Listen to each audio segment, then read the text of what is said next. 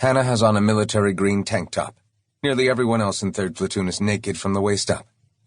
Back in Denmark, they spent all summer working on their tans, so the white-hot Helmand sun doesn't bother them. Some are covered in tattoos.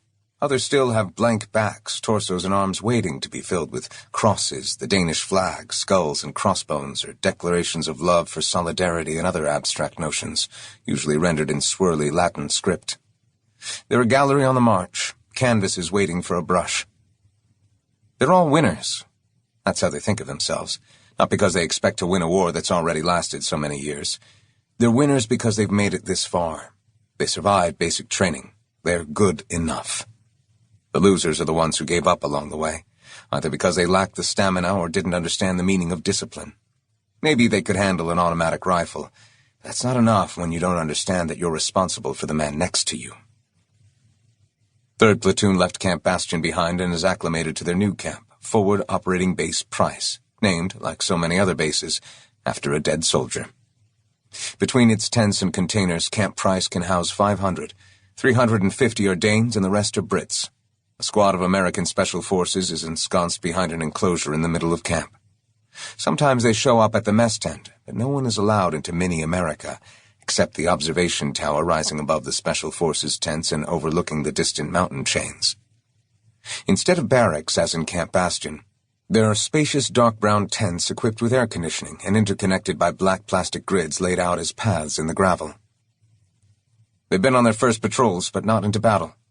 The landscape is monotonous, except along the riverbanks of the densely populated Green Zone, the battlefield with its enclosed farms, cornfields, and windbreaks, and a labyrinth of mud walls rife with possibilities for ambush. Flares counterpoint the Iron Age architecture, and the sound of gunfire punctuates the goats bleating and the children's cries. They've grown accustomed to it. The noise of war is a sign of life. When they're out on patrol, they keep to the middle of Highway 1. All traffic pulls over to the side of the road and stops, or else flares are fired as warning shots. The armored personnel carriers rumble between two rows of stopped vehicles. Fear of car and roadside bombs determines their behavior. "We couldn't force the traffic to stop in Iraq," says Robert, one of the platoon's 3 sergeants. He spent time in Iraq, not in the sandboxes to the south, Camp Eden or Camp Donavang, but employed in an American security firm in Baghdad. Bodyguard, escort, transport, that kind of work. The firm was called Dark Sky. None of them has ever heard of it. Contractor, he calls himself. Mercenary, says Schrøder. In Iraq, they drove their silvery Mitsubishi Pajeros in the left passing lane. Because attacks always came from behind, making drivers vulnerable, attackers would be forced over to the passenger side while a machine gunner sat ready to fire from the open hatchback. "Human shields," says Robert, who is soon christened Iraq Robert. He speaks with the voice of experience. "Everyone uses human shields, and so did we.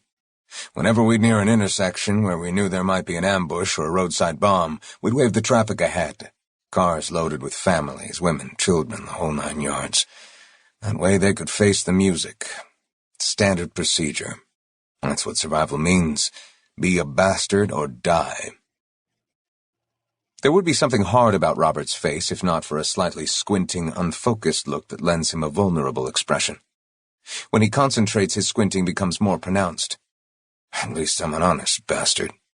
He strokes the stiff stubble on his chin. "We don't do that kind of thing here," responds Schrøder the first time he hears Robert pontificate about the war in Iraq. "I know," replies Robert. "Afghanistan is the good war." They can't get used to the people moving around the landscape.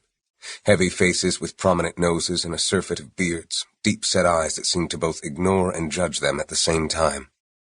Flowing clothes, turbans, kirtles, shawls, broad pants, all in swaths of fabric that both hide their wearers and impart a certain gravity, as if they've grown right out of the landscape just like their crops. They think the garment is called a dishdash, but that's the Saudi Arabian ankle-length robe. Schrøder corrects them. Shalwar kameez. There's no Danish word for the fortified Afghan farms, so they use the English compounds.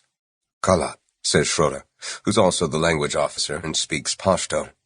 It's called a kalat.